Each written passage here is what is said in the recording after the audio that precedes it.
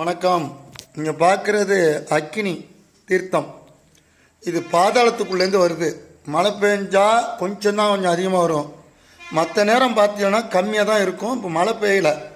அங்கெல்லாம் பாருங்கள் எவ்வளோ சுவாமிகள், சித்தர்கள், முனிவர்கள், ரிஷிகள்லாம் இருக்காங்க.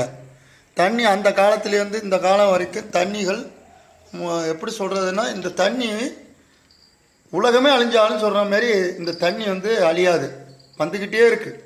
எங்கேருந்து வருதுன்னு இது வரைக்கும் தெரியலை. இது அகத்தியர் உருவாக்கப்பட்டது. 3 பேர் இதில் இருக்கிறாங்கன்னு ஒரு ஐதீகம் இருக்குது.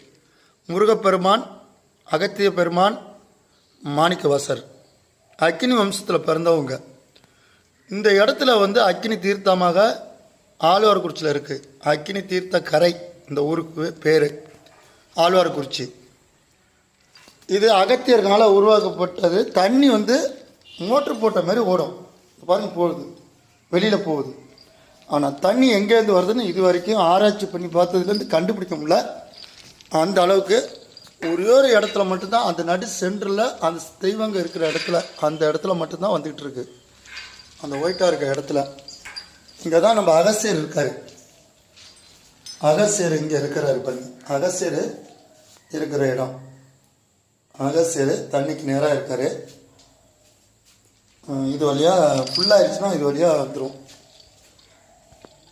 அந்த இதுக்குள்ளே தான் அந்த தண்ணி வருதுன்னு சொல்கிறாங்க. இதுலேயும் பெரிய பெரிய மகான்லாம் இருக்கிறாங்கன்னு ஒரு ஐதீகம் இருக்குது. ஆழ்வார்குறிச்சி அங்கே முருகப்பெருமான் இருக்கார். நம்ம அகசியர் இங்கே இருக்கார். அதனால் முடிஞ்ச வரைக்கும் ஆழ்வார்குறிச்சி அகத்தியரை அந்த அக்கினியில் குளிக்க வேணாம், தெளித்தாலே போதும்.